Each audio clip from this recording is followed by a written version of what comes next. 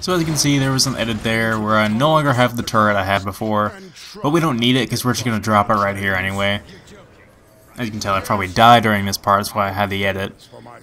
I don't really remember, but I'm assuming that's why I did that. Anyway, it's a good place to start because now we have some high-speed vehicle mode action, which obviously we're not going to be able to carry the turret in vehicle mode, so no big deal. Now, I don't want to go too crazy through here because there might be some things you might overlook, like I did the first time I did this part, and that is the, you might also be trying to dodge the exploding little rolling bombs that come through here, which you can do that pretty easily. And don't worry about the trains coming down on this level because they come at specific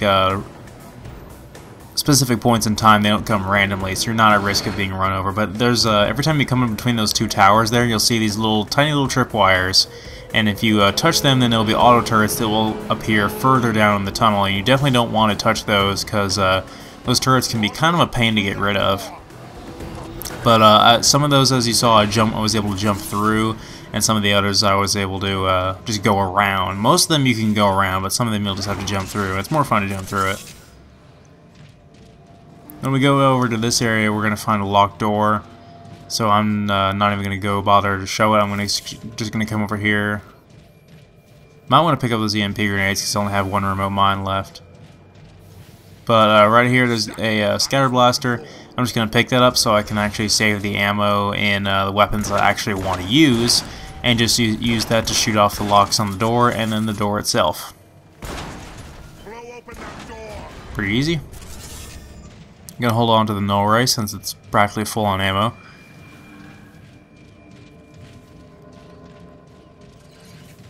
Yeah, it probably would have been a... yeah, here we go. Finally decide at the last minute to pick up those EMP grenades. But yeah, sorry I haven't been uploading videos every day like I probably should. I've been too busy playing Rage. I am highly considering that to be one of my future walkthroughs, by the way. I am loving that game to pieces. I've also been test playing Bioshock 2 a little bit more because I really do need to do that if I have any hopes of doing a walkthrough for that. But that game is just giving me a mental complex with how complicated it is. Making me OCD. Anyway, this part we're going to have another encounter with cloakers. And just like the encounter earlier in the mission, same thing goes where to spam the fusion cannon. And the drain ability is also very nice because it can damage them when you can't see them. And it will also give you back health that you lost. And because these guys can do a fair bit of damage if they actually hit you, but the plasma cannon that they wield is very inaccurate, as I said before when we actually wielded the plasma cannon. After clearing out some of these guys, though, you'll have to infect these terminals with Dark Energon. So go ahead and do that to progress the section, and the Dark Energon will appear over here on this platform. So you definitely don't want to stand up there, and also fry all the cloakers that happen to be standing up there at the time.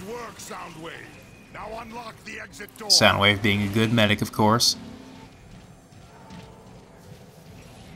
Soundwave is just good at everything. Who doesn't like Soundwave?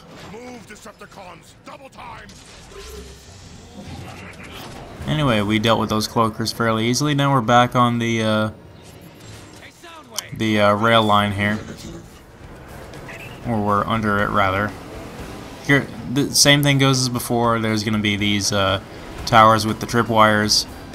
I don't know why they need this security like this on a rail line like this.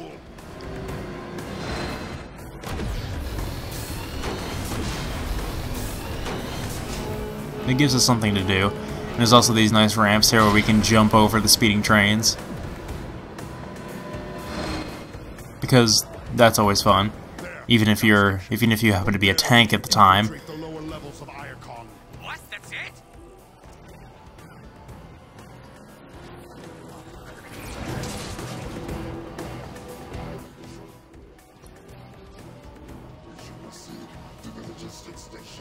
Excellent. The Omega Key awaits. So right here is one of the stops for the trains, and there's going to be a train that's going to stop right here and unload some Autobot scouts for us to kill. And they'll all be pretty much sitting ducks when they first come out, so we can go ahead and snipe them. The null ray really makes this part a lot easier. One thing to consider though is we really don't have a lot of cover in this area, so staying back here is probably your best idea. That's another reason why I held on to the null ray. And don't be intimidated by these guys with overshields. Like I wanted to sort of spam the fusion cannon at them to drop their shields before hitting them with the null ray. But I started to realize that if their overshield has taken a certain amount of damage, then and you sniped them in the head, then the damage will actually carry over through their overshield and into their health. So they'll die even though their overshield is still up. As you can see right here, those last two guys died even though they were still glowing. So that's pretty nice. I mean, it's kind of I guess it goes to say the overshields are kind of broken, they don't really work properly, but not that we can complain. And we're not going to exactly get sniped in the head anytime soon in this campaign, so...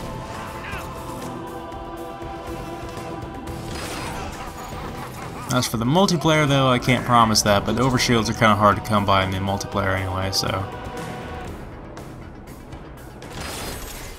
A couple of soldiers over here as well, which are a little bit harder to snipe in the head. I guess it's just because they're a little more uncommon, and we're not used to finding their head on their weird body.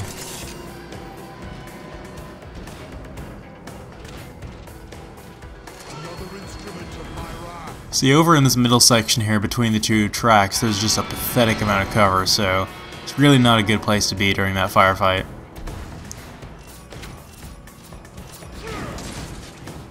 Still full on the EMP grenades, but I figured I might as well drop them for the thermo mines because they're my favorite grenade type weapon in the game.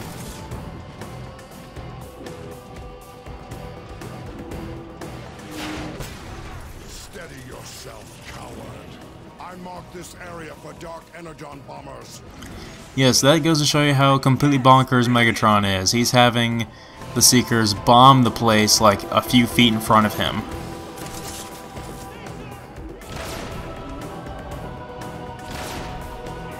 At least he's a leader that knows how to get things done, and he's actually on the front lines with all of his soldiers that he's bossing around.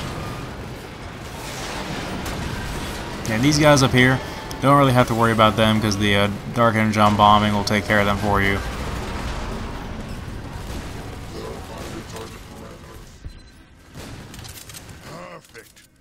Guys like that are limping, they're just kind of there, like you don't have to kill them. Your guys will continue to shoot at them, but they really won't do anything. If you absolutely must finish them off, then go ahead.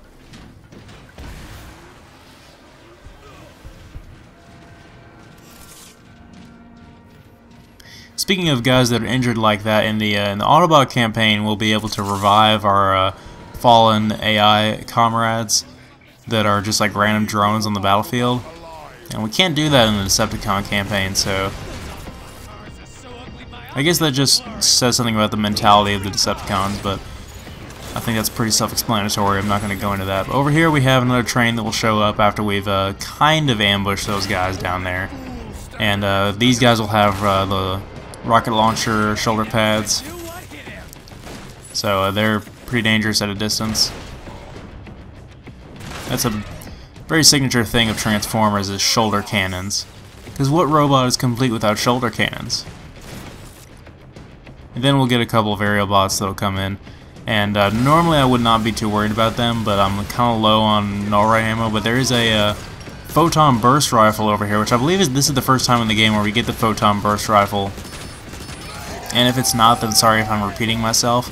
But I believe this is the first time, so I'm going to explain it as if it's a new weapon. Basically what it does is it's basically the 3-shot burst rifle of the game. It's very similar to the battle rifle of Halo 2 and 3. And it's just as effective as well. It's a very good all-around weapon, and it's one of my favorite weapons in the game, and I'm going to be using it at all possible opportunities. I mean, obviously I'd much rather have the null ray with a decent amount of ammo for this part, because I could just one-shot these guys in their jet modes, but I didn't have any available ammo for it. And this is now an ideal opportunity to show off this gun. It also looks pretty cool too. It's nice and small and looks like a fairly traditional G1 gun that most Transformers had back then. It was, you know, just a small little sci-fi, very, you know, Star Trek-esque blaster pistol sort of thing. Of course, this has a big clip coming out of the side of it, but whatever. This part we'll have to come over here to the side and dodge this train. So when you see the ammo over here to the side, then make sure to go get it, because that'll actually save your life. Then over here, I would say do the same if you need the health, but there won't be a train that'll come this time, for whatever reason.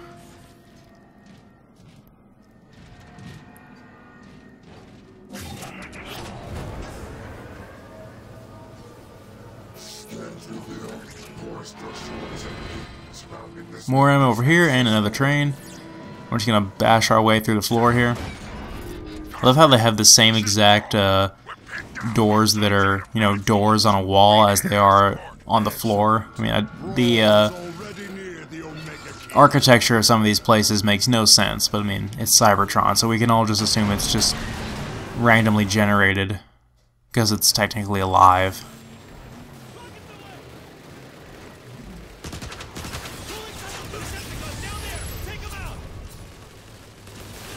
Over here we're going to get a few guys that are going to be up here on this upper level where we are, but there's also going to be a ton more guys on the lower level that we're overlooking. But we're not really going to fight them per se, they're all just sort of marching to their doom.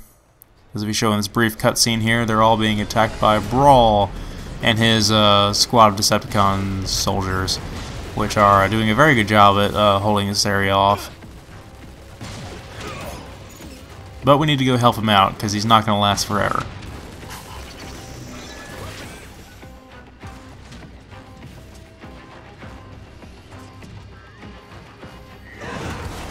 In here we're going to have a brute to fight, as in he's going to be protected by two guys with the overshield, so this is a pretty tricky encounter. But if you can get all three of them to sort of group up and hit him with a mine or something else with splash damage, like maybe even the fusion cannon, and that'll be good. But I got these other two guys to sort of group off from the brute, and I sort of just spam them. So you definitely want to get them out of the way before you focus on the brute, because they're honestly a lot more dangerous.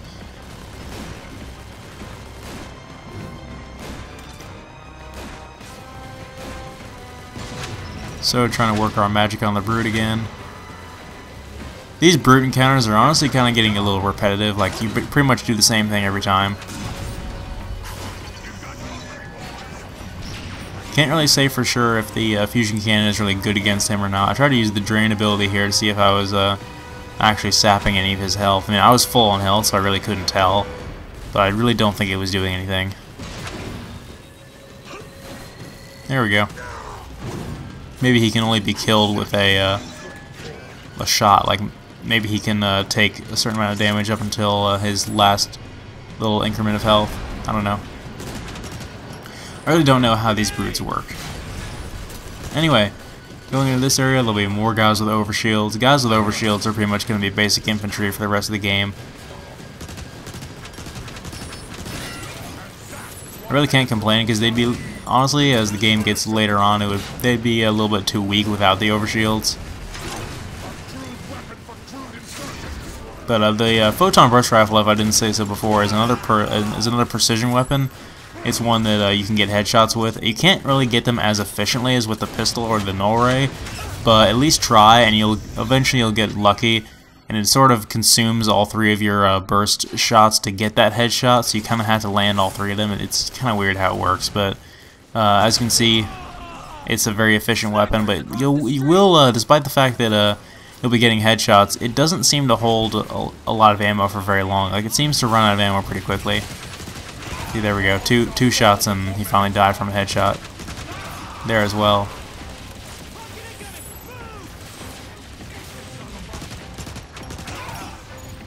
I still say it's a very efficient weapon, because even if you don't hit them in the head, it still does a decent amount of damage.